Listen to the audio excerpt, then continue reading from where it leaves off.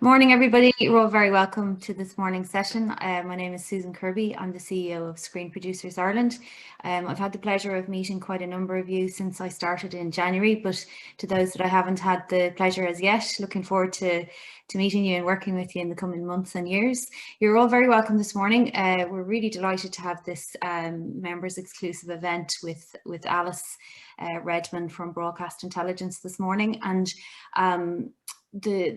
the topic this morning is how to work with streamers and commissioning opportunities and top tips. And I know, having spoken to Alice, who she's really going to bring a real depth and wealth to that conversation. Alice joins us this morning. She's the senior researcher with Broadcast Intelligence, which, if you're not familiar with it, we would encourage you to get to know the service that's there. I'm sure some of you are already working with it or using it, but it is a huge resource in terms of understanding the international media landscape, and you know, every resource that's available to us we should use. Today we will have Alice is going to go through the various different kind of tips and advices that she has. She has the an incredible kind of roster, if you will, in terms of the commissioners that she manages for her commissioner index. She looks after Channel 4, Channel 5, Netflix, Amazon, Disney, Fox, NBCU, Discovery, and Viacom CBS. She also manages and oversees the Broadcast Intelligence Commissioning Conversations podcast, which again, I'd encourage you to tune into. Today's event, as I say, is in partnership with Broadcast Intelligence. You're very, very welcome, Alice. I'll hand over to you now. Just by way of a little bit of housekeeping, we are encouraging people to engage, to ask lots of questions. The Q&A function, if you pop questions in there, and I think Alice is going to answer questions as she goes. The session this morning is recorded and will be available on YouTube, but yeah, you're all very welcome. And Alice, over to you. Hi everyone, I'm just going to share my screen because I've got a bit of a presentation, and also I don't think you want to stare at my face for quite too long. So yeah, hi, I'm Alice and I work on Broadcast Intelligence's Commissioner Index as well as writing for Broadcast, and I've just got a little video to show you that just kind of shows what we're about and what we do.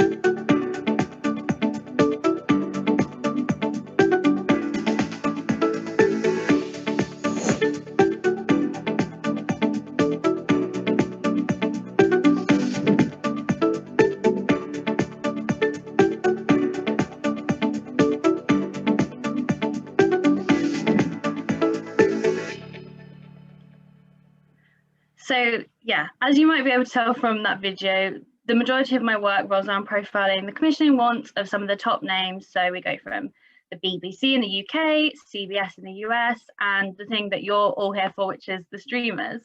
And we're also expanding internationally at the moment. So soon you'll be able to use the platform to pitch to ABC in the US and ABC in Australia. So we're really expanding at the minute. So it's a great time to join us. But onto the streamers, and it wouldn't be a talk on streaming if I didn't start with people who started it all, Netflix. And I also, just before I get into it, just want to note, please ask questions about, I'll try and keep an eye on them and try and answer as I go.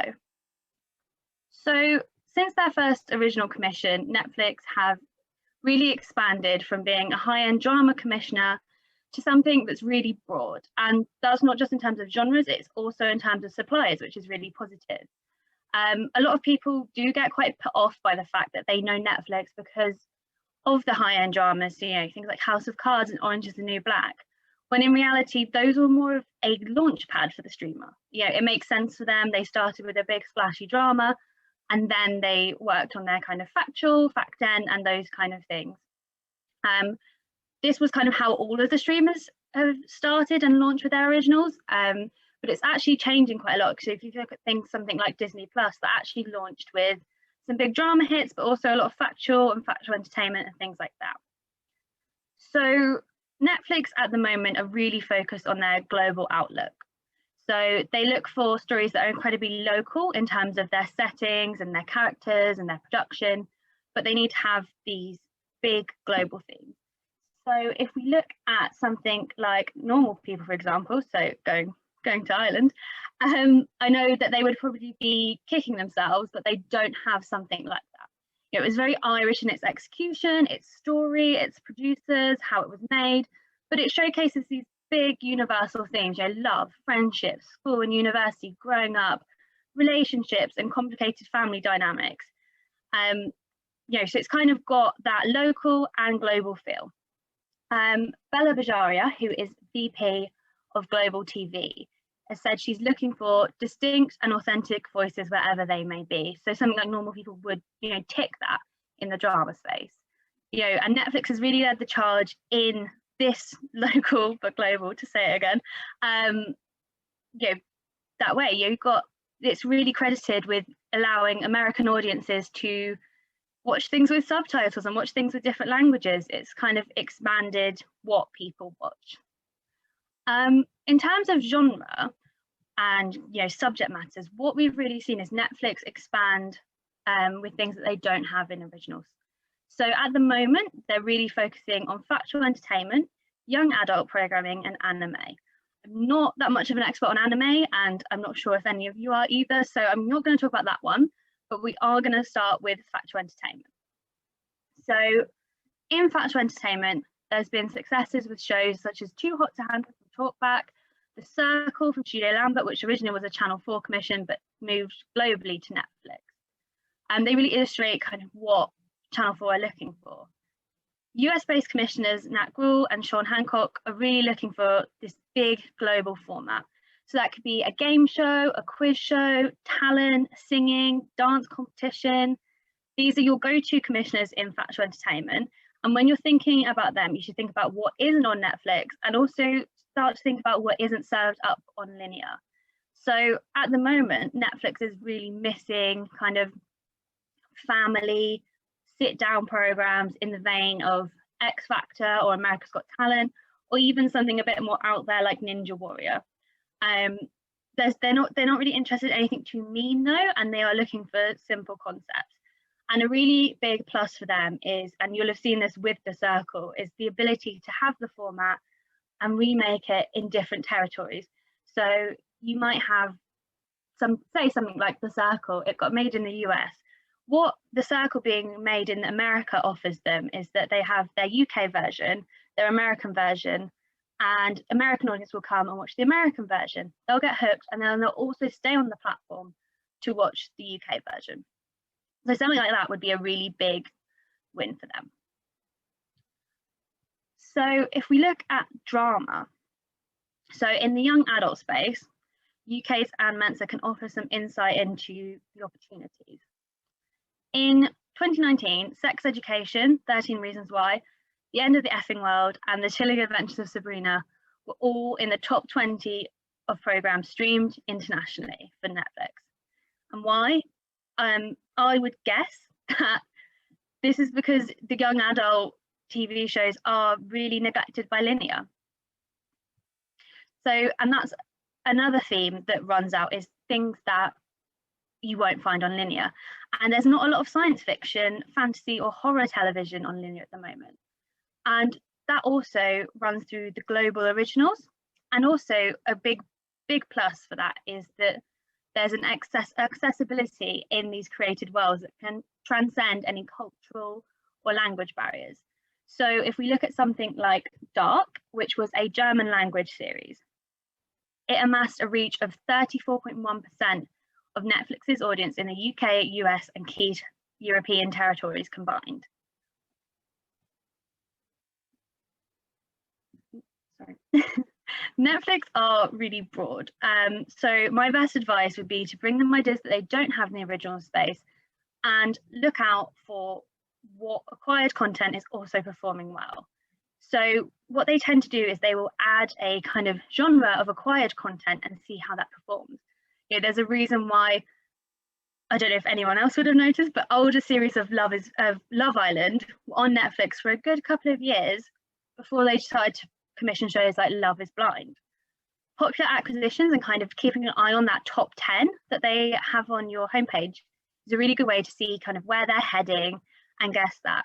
You know, I know a lot of commissioners always say across the board, this is like SVODs and linear, they are looking for things that they don't have, because that's going to offer them a whole new audience. So obviously you want, if you've got any ideas, you want to know how to make an approach to Netflix or Amazon. They really do make a big song and dance about needing producers and companies to have agency representation. And in all honesty, it's a really great way forward for you. And I think if you're serious about pitching to any of the big streamers or the US, an agent is something that you should really look into. You know, but although they say that this is a requirement to get in contact with them, they are accessible directly. At the moment, there's no in-person events, but they are very good at reaching out and meeting production companies at events and things, or you can find them via email, which I can't give out now, but I'm sure they're listed on the Commissioner Index profiles. So when pitching to Netflix, you have to have your pitch fully fleshed out. They're not top line people and they're not developers. They commission straight to series and they work really fast. You know, you need to come in there with a fleshed out treatment, script, tape, and as much as you have will stand you in the best stead. Now, in terms of Netflix's funding and deal types, we spoke to some producers for a report we wrote called Working with Netflix, and most producers we spoke to consider Netflix to be a fair but also tough negotiator.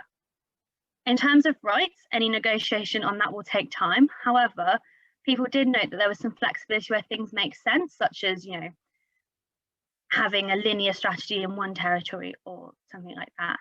And co-pros are also always welcome at the streamer. I think people assume because they're a worldwide company, they want the worldwide rights, but actually they're very flexible on what they take. And, you know, if it makes sense for them to be on BBC first and then go to Netflix, they will do that. So has anyone got any questions at all? I actually can't see the question box. I think I might have to stop sharing my screen to see that. No questions. No worries, but yeah, keep asking them throughout. You know, I'm here to, you can pick my brain about anything. If there's anything that you think you want covered, you know, I've been here for a while, so I know a bit. So let me just reshare that. So obviously we're speaking about co-producers. Oh, hang on, some Q&A things have come up. Have you any idea of tariffs for fact and 1 hours? Tariffs, to be honest, are maybe the main thing that Netflix do really keep under wraps. We speak to them and nothing really has ever come to light. So I'm really sorry about that, but they are they're very generous. You will get what you need to make your show and make the best show you can make. Do Netflix publish commissioning guidelines? No. So your best bet is to come to talks like this and hear things. They like to keep themselves a little bit under wraps, but hopefully that is changing. Cool. So I will now move on to second streamer, which is Amazon. Amazon operate quite differently to Netflix in terms of commissioning because they measure success differently. So although Amazon considers the effectiveness of content in maintaining an existing subscription, such as similarly to Netflix, oh, I've just read the wrong bit, I'm sorry. Let me start again. They operate very differently in terms of commissioning, and that's due to one key fact, which is that Prime Video is mainly there to retain and attract the Prime shopping customers. So whereas your Netflix login is worth the price you pay for your monthly sub, your Amazon subscriber is worth their sub and also all the stuff they buy on Amazon Prime. And that obviously affects commissioning because success of a show is measured differently. So although Amazon considers the effectiveness of content in maintaining existing subscription, the main benchmarks Amazon uses for its success is the production and marketing costs set against the number of subscribers who choose that title as their first stream since joining Amazon Prime. Similarly to Netflix, Amazon look for a local but global ethos in their commissioning. But again, there's a slight difference. Amazon really focus on stimulating local production communities in the territories they're in, and they work a lot more with local broadcasters on co-productions, and they're generally a lot more open to being approached directly by producers. So what are they looking for?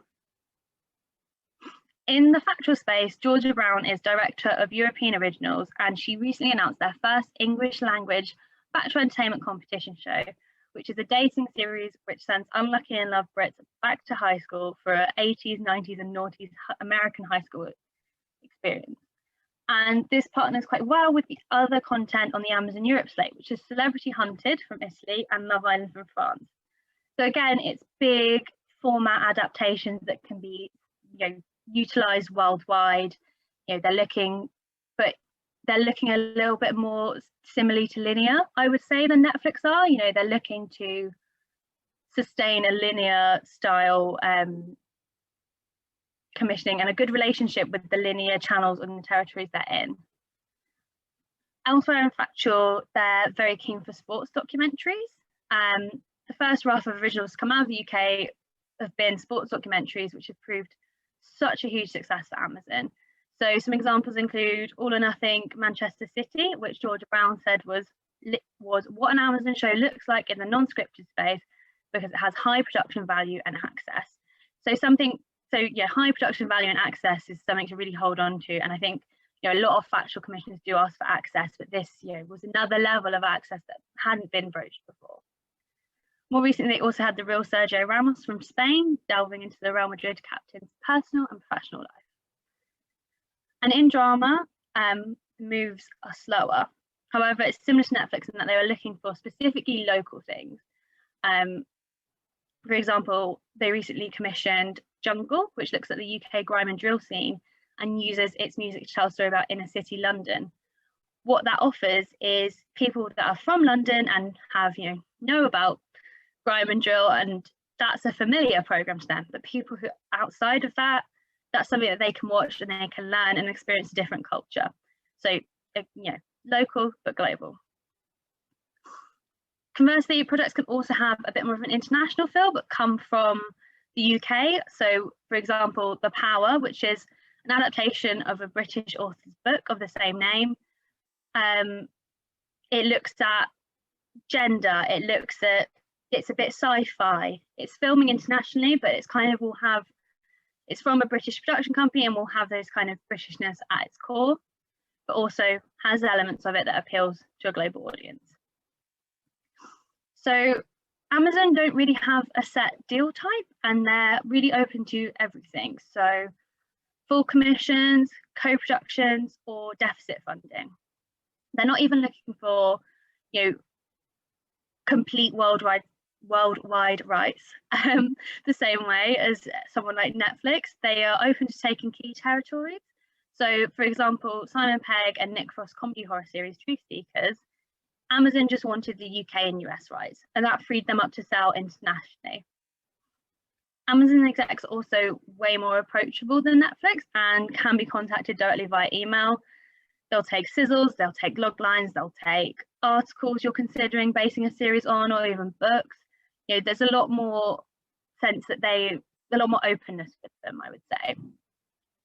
So Georgia Brown heads up the Europe team, and Dan Grabner covers non-scripted, and Lydia Hampson covers scripted. Again, I can't give you their emails, but they are on the Commissioner Index. And they're also hiring a new UK head for commissioning originals, and they just keep investing more and more in Europe. They're staffing up, they're hiring offices in new areas, so I would really keep an eye on Amazon. Currently, their next move is towards Sweden and the Netherlands, so they're really expanding. And I mentioned when I introduced them, they're a big co-producer, and that's how Prime Video tends to introduce themselves to a territory and likes to work in it. So if you perhaps have something off the ground in already, but you need a bit more financing, they're always great. They're always recommended by people to go to speak to them, and they like to kind of work with the local community that way. Okay, is there any questions on Amazon? Okay. Can you define agency representation, like who they talk to? So mainly it would be a talent agency. So there's a few around. I'm not an expert on talent agencies, but the few agents I've met are great, and they obviously their whole job is to try and get you as a producer who is very talented in front of the right people. And I can't recommend reaching out to some and seeing kind of what they're looking for, who they're looking for enough, and they really will help you. If you have what you feel is a great format but can't get a local broadcaster to commission or develop the same, would Netflix or Amazon be interested, although not a proven concept yet in the local territory? Yeah, they would. I think what's really great about Amazon and Netflix to an extent is that although they are looking for what they don't have, they also want more of what's working. So, they really are broad in terms of what you can bring to them. And, the experimentation that they had when they both first launched is definitely changed a lot over the years, but they still are up for experimenting with new concepts and new formats. And I think if you've got something that you think is brilliant and you come into a pitch meeting and you know that what you've got is going to be amazing, they're going to feel that energy. So I think go for it. How many SVODs have taken ad-funded programming? I would say, to be completely honest, none that I know of. I think they're very things like Amazon. You would assume like, oh, maybe they want to plug the Amazon shopping. You could be watching something and you could be like, oh, I like her lamp, I can order it on Prime. But they're very against that. So Georgia Brown, I think a couple of years ago, said like, if you think that this series is at a time with the shopping aspect of Amazon Prime, I'm actually not interested. So in terms of ad funding, I wouldn't say that that's something they're massively keen on. Are Amazon commissioning in specific drama genres / demographics like you mentioned with Netflix? We haven't seen in what they've commissioned anything specific, but again, I would think about things that, the local but global things. So things that have these big themes, things that, anyone around the world is going to know that, a tricky relationship or growing up or moving to university, that's something that is quite global. And again, the same with the sci-fi, that's something that you can make a very personalized and small story, and then that's going to be able to travel worldwide. Cool. So I think we do have enough time for me to move on to my last broadcaster. I know you recently all had a talk from Lee and Keelan from Disney Plus, so there's probably actually a few things you could probably tell me about Disney Plus. So we're going to talk about HBO Max. HBO Max kind of, I would say, offers the second most opportunities following Amazon and Netflix in terms of in a co-production space. So, you know, I think you may have seen the news recently that they're not looking to move to Europe until 2025, because that's when the Sky deals run out and things like that. So what they are really interested in instead in the meantime is developing these great international co-production relationships. And there's a lot of opportunities to work with them. They have such a healthy commitment to co-productions. They have a whole team, which of 3 people. So there's a lady called Jennifer Kim, and she has 2 execs, Andrea Puig, who works for Europe, and Emily Smith, who covers the UK. So just an example of what they've done so far. So they've co-produced with the BBC on a Rose Matafeo series called Starstruck. They're doing a drama with BBC One. They've worked with Manchester-based indie Workabee on a Channel 4 fact and series called The Bridge, and the amazing It's a Sin with Channel 4 as well. So in terms of HBO Max's strategy, their key strategy is to create the service with boutique, premium quality slate that can appeal to a broad US audience. So HBO's domestic channel primarily caters for an older, more male skewing audience. You know, you think of things like The Sopranos. You know, that's their audience, and that's the way their audience has always been. HBO Max is going to offer something different and broaden the appeal so that HBO as a whole offers something for everyone. So the 18 to 34 and kind of millennial Generation Z demographic is a primary focus, and female skewing programs.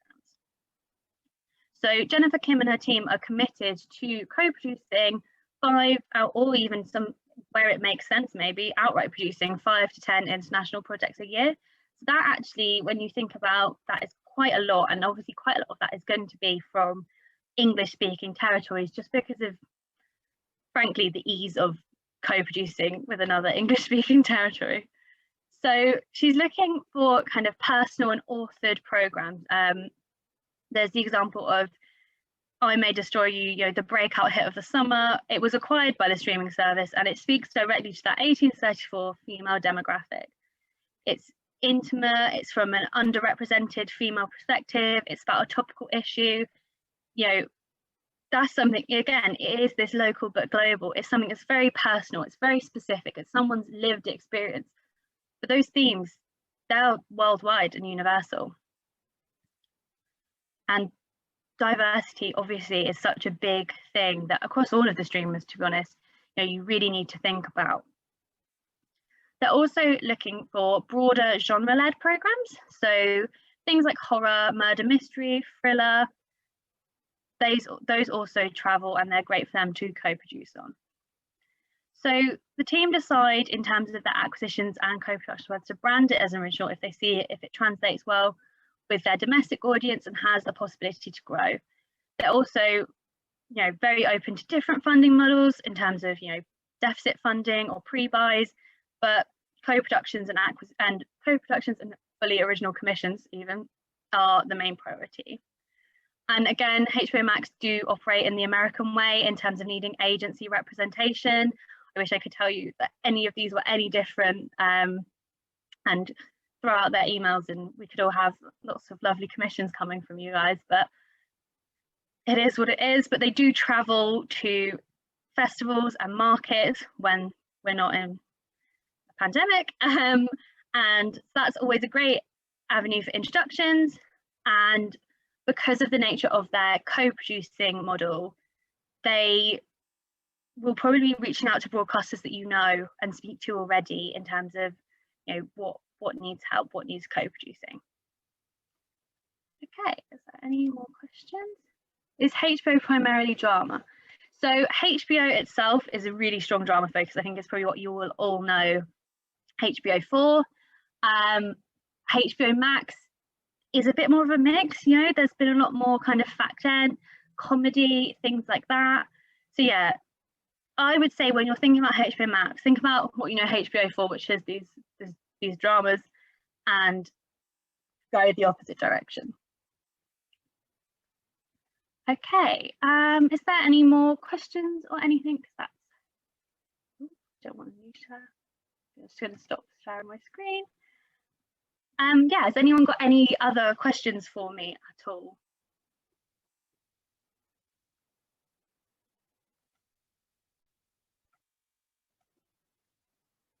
Just give you all a couple of seconds in case you're furiously typing.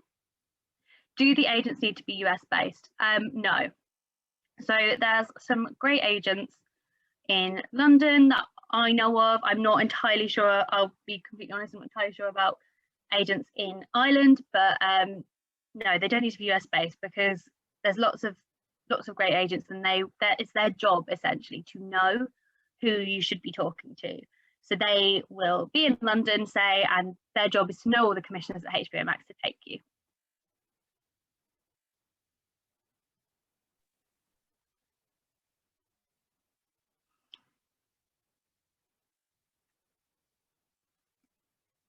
Cool. I've got another one. What ideally do the streamers like for their Bible/pitch deck in terms of length, etc.? So, as I mentioned when I was speaking about Netflix, for Netflix, it's as much as possible. So you want to be able to walk in there with a script, and you want a taster tape, and you want to basically take them something that's almost, they can see the finished product there on the page.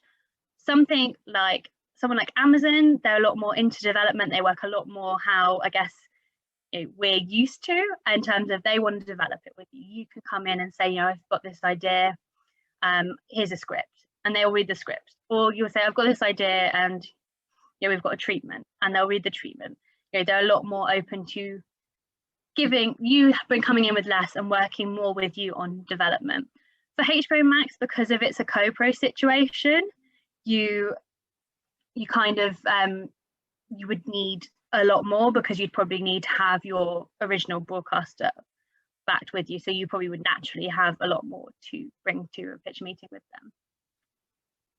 Okay, I found Amazon very approachable. They previously mentioned they were not interested in Irish set projects, but I believe that has changed over the past 6 months. Have you heard anything in regard to that recently? I haven't heard anything specific in regard, but I would be absolutely shocked if that was still the way. I did mention normal people, but I think that was great in illustrating kind of an Irish set project that's gone worldwide. It's gone completely global, and I think they'd be very silly if they were still in that mindset, in all honesty. But I haven't heard anything specific. Where do you find lists of agents for Netflix and Amazon?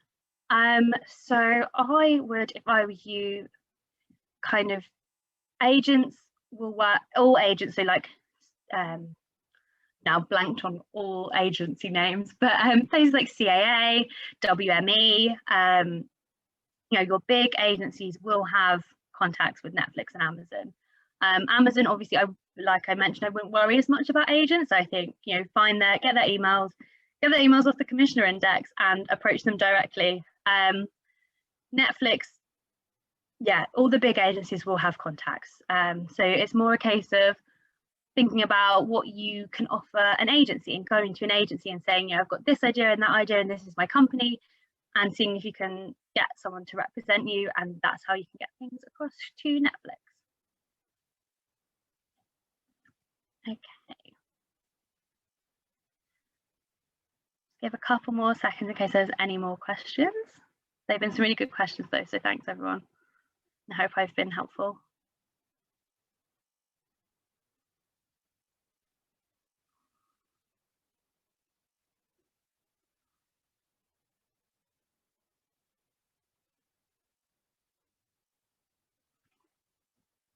Cool, I think that might be a question now. Hi Alice, I think you're right. We've covered some ground there, and there's some really great questions. Thank you everybody. Yeah, unless there's any other question. Oh, there's one I think just come in there, Alice, for you. Oh, a comment. Thank you, Anna. Really nice feedback there. Oh, great thank info. You, Anna.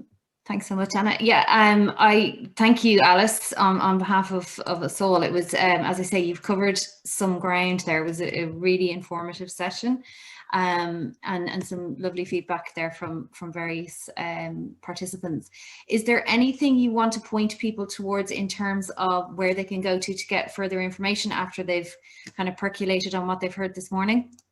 Yeah, so I obviously work for Broadcast Intelligence and the Commission Index, so we're at broadcastintel.com, and if you go on anywhere you get your podcast, you can listen to the Commissioning Conversations podcast, which is me and my colleagues Heather and Lizzie, and we talk about what's new in commissioning news and interview commissioners regularly. So it'd be great if you wanted to listen to more of my voice. You can go on where you find your podcast and give us a subscribe. Super, super. And Screen Producers Ireland will circulate kind of all of the information and where you can follow up after the session today.